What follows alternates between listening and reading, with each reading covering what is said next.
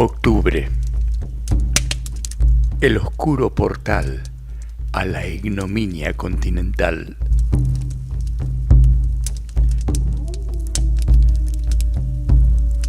La mentira es un cepo a los sentidos.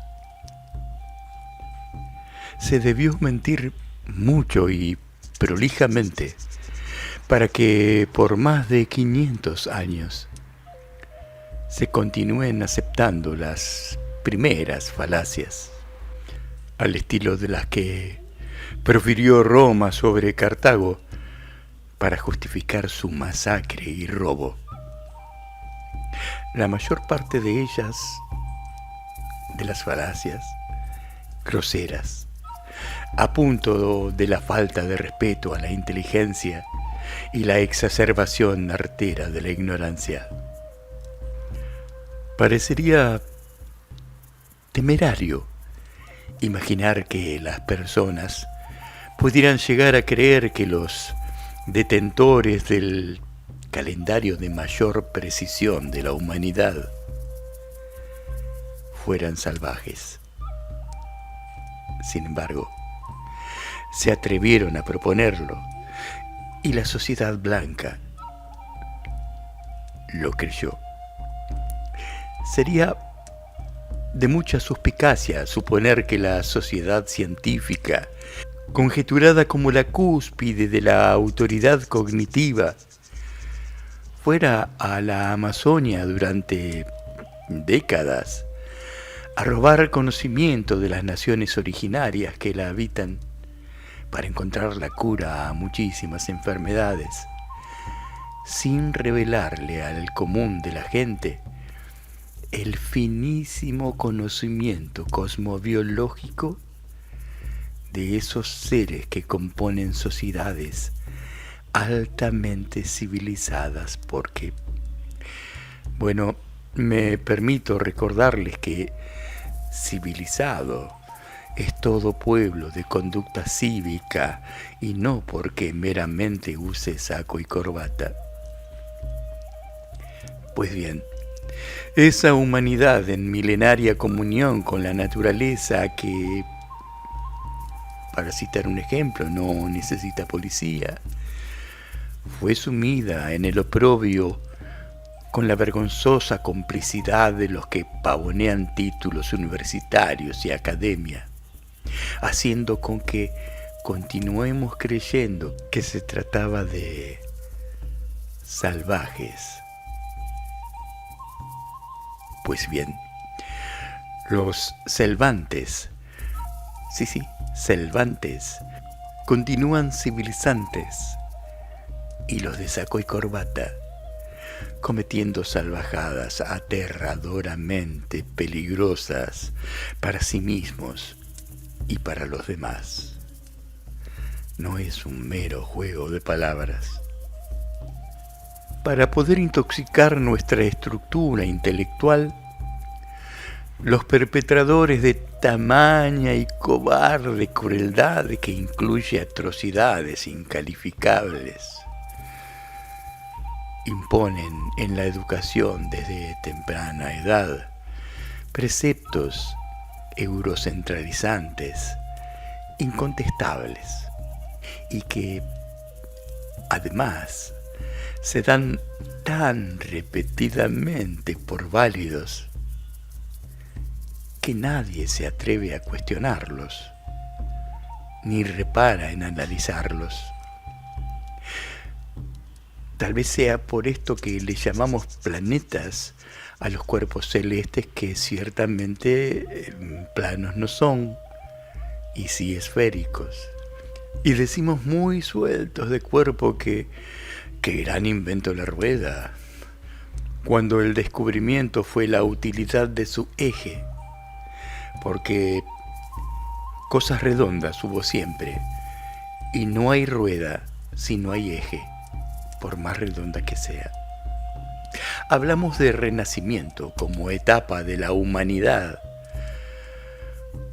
cual si hubiera ocurrido en todos los continentes y no apenas en la península asiática llamada Europa. e insistimos en llamarle continente europeo a esa parte del Asia que queda atrás de los montes Urales. Algo así como si dijéramos que las naciones trasandinas pertenecieran a otro continente. En esta parte de Sudacovia aceptamos que Europa es el modelo de sociedad moderna, pero en China se mueren de risa de esa conjetura, cuanto menos naif, por miles de motivos que no podrían entrar en esta nota. Pero, ¿por qué ocurre esto con nosotros?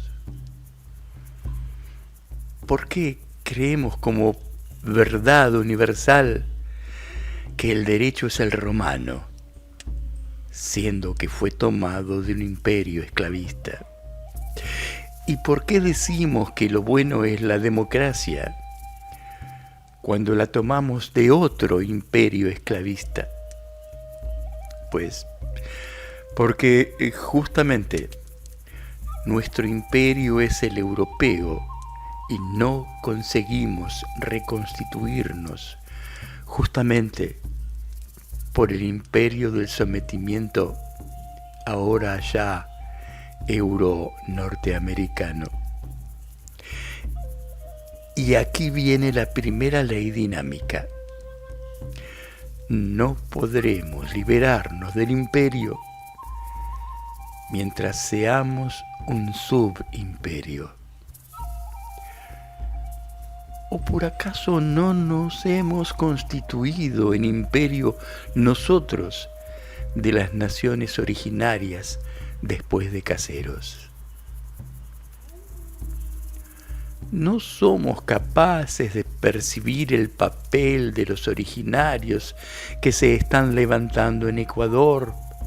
No los vemos en Bolivia, donde tuvieron que ser sofocados por una dictadura criminal y sangrienta para cortarles nuevamente su destino.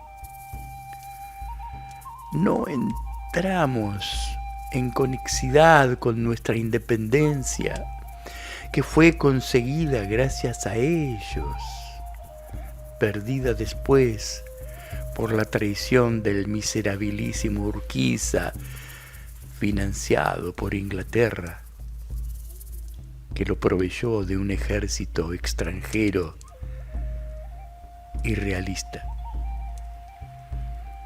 El eurocentrismo nos gobierna con la distracción, haciéndonos creer tonterías que una vez pensadas no pueden otra cosa que avergonzarnos. Les voy a dar algunos pocos y simples ejemplos. Nos hacen luchar por la igualdad, cuando lo correcto es la equidad. Pero la palabra que inoculan es igualdad porque saben que enamora, pero no convence por inválida ni siquiera a quien la pronuncia. Porque el subconsciente, que es muy inteligente, sabe que es falso. B. Nos dicen que debemos tener sentido común, cuando lo que hay que tener es sentido social. No es difícil comprender que el sentido común en un barrio humilde no es el mismo que prevalece en un lugar acomodado. Entonces, ¿cómo interactuar entre sentidos tan diferentes sin un sentido social? C. Nos compelen a competir por el ascenso social, aun cuando la mayor parte de las veces esto no contenga correlato con cualquier superación humana. Y sí, muy a menudo, con su degradación. Y D. En esa carrera por la zanahoria, dejamos de producir para vivir como es natural, y pasamos a vivir para producir, perdiendo la vida en ello. Pero creemos que lo que nos roban es la plusvalía, cuando en realidad lo que nos quitan es la vida misma.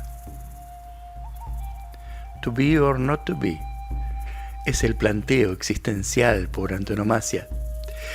Y justamente por eso, para que no tengamos respuesta a lo principal, nos hacen creer que somos lo que no somos. Indios a los originales del continente y latinos a los latinizados. Nos golpeamos el pecho diciéndonos latinoamericanos, con los nombres puestos por el invasor. Le sigue: pienso, luego existo. Pues bien, la cuestión es que no podamos pensar bien para que no podamos existir bien. Para eso nos proponen ahora como hallazgo brillante rescatar del siglo pasado al pensamiento crítico. Eso que nos tiene en la calecita de lo irresoluble porque pensamos con las cáscaras de banana que nos pone el eurocentrismo en las suelas de los zapatos. Calecita en la que el dueño, Europa, cada tanto nos deja sacar la sortija para que creamos que somos capaces. Pero seguimos dando vueltas sobre lo mismo. El pensamiento crítico con conceptualidad contaminada es el derrotero del fracaso. Entonces, ¿estamos perdidos? Pues no. Debemos poner a funcionar nuestra capacidad propia. Debemos ser resilientes al formato mental impuesto. Debemos resetear nuestro intelecto para liberarnos y poder así comenzar a pensar con soberanía intelectual. Por eso, este próximo 12 de octubre no hay nada para festejar. Que ese sea un día de reflexión, que nos sirva para sintonizarnos entre todos los que habitamos este suelo en este siglo, que es fácil percibir que no vibra como el anterior. Abandonemos el pensamiento lineal, eurocéntrico, simplista y en blanco y negro. Seamos cognitivos, pero con capacidad perceptiva. Usemos el pensamiento universal en 360 por 360 grados. Eso es pensar en 3 dimensiones, en perspectiva, con prospectiva y para un futuro de verdad y virtud, casi artístico.